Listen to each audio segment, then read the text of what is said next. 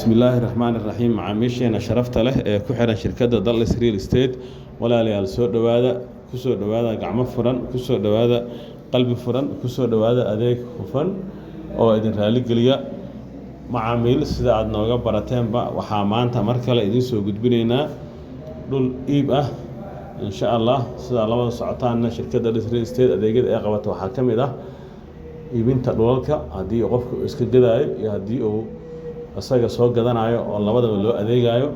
marka maanta waxaa joognaa dhul iib ah macaamiisheena qof ka mid ah ayaa dhulkaani inoo dhiibtay insha allah waa gadayna haddii ilaahay uu idmo dhulkaani meesha uu ku yaalo haddii aan ka hadlo waxa uu ku yaalaa deegaanka loo yaqaano ceelasha biyaha waa deegaan u dhow magaalada muqdisho dhanka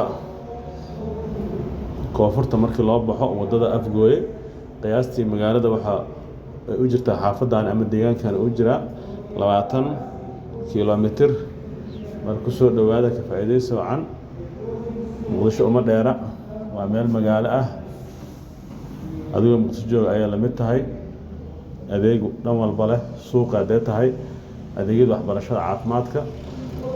marka ka faa'iideyso wacan walaalayaal dhulkaani waxa ugu sii yaalaa ceelasha biyaha xaafadda loo yaqaano dooraale oo ka mid ah xaafadaha waaweyn ee ceelasha biyaha laamiga afgooye waxa uu ka xigaa dhanka koonfura marka xamar ka tagta bidix ayaa u leexanaysaa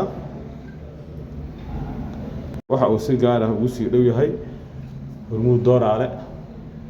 jayga dooraale uma dheera waxa uu ka yahay jayga dooraale balooga labaad waa dhabarka dambe ee hormuud dooraale hormuud waxa uu ka xigaa dhanka qorax u dhaca inaa si fiican u fahanteen ayaa rajeynayaa walaalayaal haddii aan ka hadlo xaafadda deegaan ahaanteeda sida ay tahay waa xaafadaha ugu bulshada badan deegaanka ceelasha biyaha laamiga uma dheera laamiga qiyaastii booskan wuxuu u jiraa wax 2 kilomitir ka yar marka maasha allah waa dhul meel istiraatiiji ah ku yaala cabirka dhulkaani haddii aan ka hadlo waa boos weyn waa boos buuxa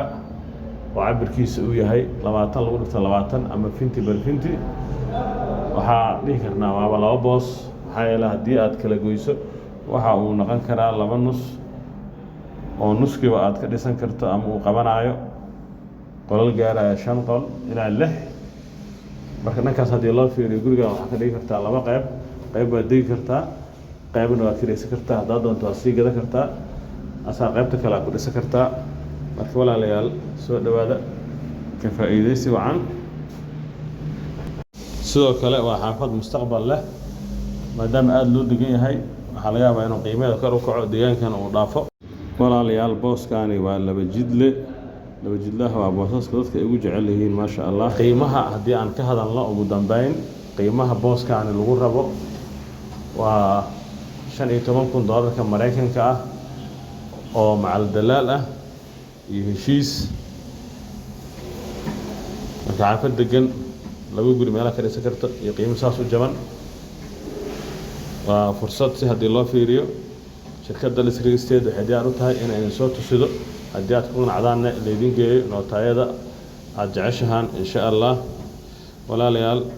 ugu dambeyn waxaa idinku codsanaynaa inaad kanaalka subscribe noo saartaan gambalaalkana aad furataan idinkoo mahadsan si aad ula socotaan mar walba muuqaalada iyo adeegyada ee shirkadda meeshaan kusoo bandhigto insha allah waa mahadsantihiin